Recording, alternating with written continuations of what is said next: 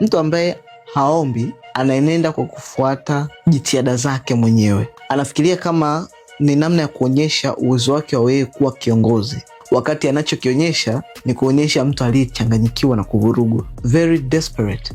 Ukiongea na Mungu, maamuzi yako yanakuwa ni very sharp. You know exactly what to do.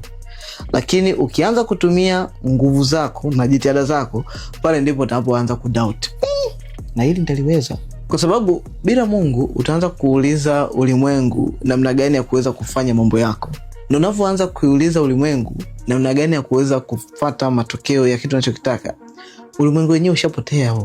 So inawezekana vipi ulimwengu uliopotea uje kukupa majibu ya matarajio na matokeo ambayo unayatafuta wakati ulimwengu wenyewe ushapotea? So itakachotokea ni kwamba mwanaume utajikuta unapenda sana kuongoza lakini upende kusikiliza. Ukitaka kuanza kuchukuliwa serious, lazima utengeneze mazingira ya watu wengine kujifunza kupitia wewe kwanza.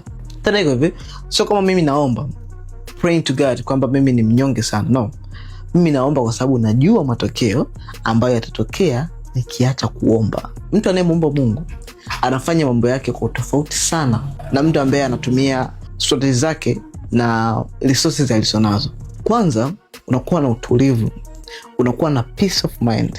Watu watakuja, watu wataondoka, watu watakushambulia, kutatokea machafuko like what's happening right now, but you will have calmness and peace ambayo hakuna sehemu yoyote for now unaweza kwenda kuipata hii peace ambayo utaipata kama ukijicommit mwenyewe kwenye prayer.